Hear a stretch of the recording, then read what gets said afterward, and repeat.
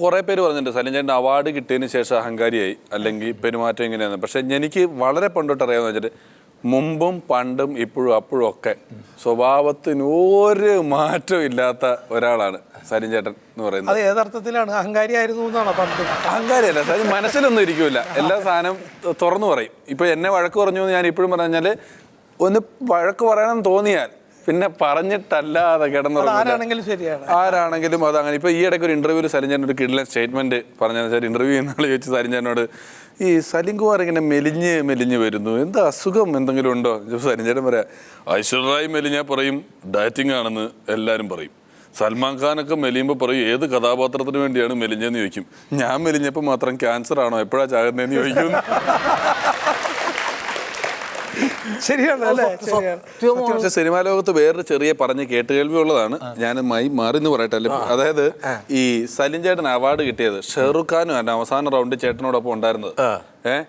ഈ ഞാൻ ഷെഹ്റുഖ് ഖാനെ കണ്ടപ്പോൾ ഞാൻ ചില കാര്യങ്ങൾ ചോദിച്ചാൽ പറഞ്ഞത് എന്താന്ന് വെച്ച് കഴിഞ്ഞാല്, ചേട്ടൻ വീട്ടില് ഈ ചെറിയ ഈ കൂടോത്ര സാധനങ്ങളുണ്ടല്ലോ, വലമ്പേരി ശംഖ്, ഈ ഏലസ്, മാന്ത്രിക ഏലസുകൾ, ഇങ്ങനെയുള്ള എന്തൊക്കെയോ സാധനങ്ങൾ തട്ടിക്കൂട്ടിയിട്ടാണ് ഈ അവാർഡ് മേടിച്ചെടുത്തത് എന്നൊരു ആരോപണം ഞാനല്ല മലയാളികൾ പറയുന്നുണ്ട്. മലയാളികൾക്ക് അങ്ങനെ പലതും പറയാം, പക്ഷേ ഇങ്ങനത്തെ കുറേ സംഭവങ്ങളുണ്ട്. ഈ അരോണ എന്ന് പറഞ്ഞ മീൻ എന്ന് വെച്ചാൽ പലരും വിചാരിച്ചിരിക്കുന്നത് അത് ഇങ്ങനെ അന്ധവിശ്വാസത്തിന്റെ ഒരു സംഭവം എന്നുള്ളതാണ്. ഭാഗ്യങ്ങൾ മീൻ എവിടെയാണ് ഭാഗ്യം കൊണ്ട് തന്നെ അതിന് ഇതിന് രക്ഷപ്പെടാൻ വേണ്ടിയാണ് നടക്കണത്.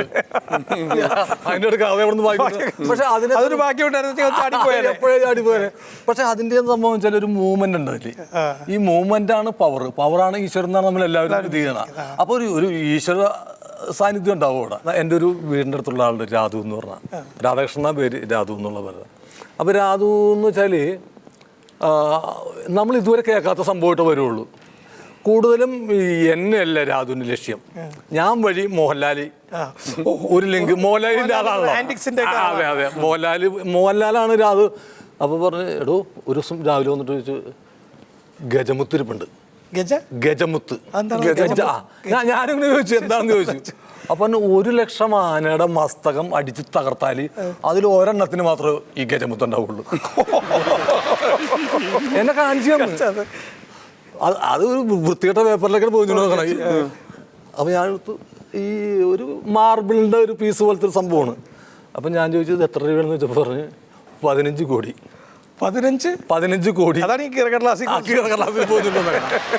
അപ്പൊ ഞാൻ പറഞ്ഞു, ഞാൻ മോഹൻലാലിന് പറയാം. അപ്പൊ ഷൂട്ടിംഗ് നടപ്പുണ്ടായിരുന്നു, ഞാൻ പുള്ളിയോട് ഇത് പറഞ്ഞു. അപ്പൊ പുള്ളി പറഞ്ഞു, എന്നോട് പറഞ്ഞു, നമുക്ക് വരുത്തിക്കാല്ലേ? അവർ വേണ്ട, വരുത്തിച്ചാൽ അത് ഞാനിന്ന് പറയാം എന്ന് പറഞ്ഞിട്ട് ഒരു ദിവസം വന്നിട്ട് പുള്ളി ഇവിടെ വരുമ്പോൾ ഇത് കാണാൻ പറഞ്ഞേക്കണം പറഞ്ഞു. അങ്ങനെ ഇടക്കിടക്ക് ഓരോ സാധനമായിട്ട് ചന്ദ്രകാന്തം കൊണ്ട് 4 കെട്ടുണ്ട്. ചന്ദ്രകാന്തം കൊണ്ട് 4 കെട്ട്. നമ്മൾ കേൾക്കാത്ത പേരുകളായിക്കുള്ളൂ അതിട്ടൊന്ന് പറയാം. അതിന്റെ ഗുണം എന്താ? അത് എന്ന് വെച്ചാൽ ഈ ചന്ദ്രകാന്തം ഉണ്ടെങ്കിൽ 4 കെട്ടാണെന്നാ പറയണത്.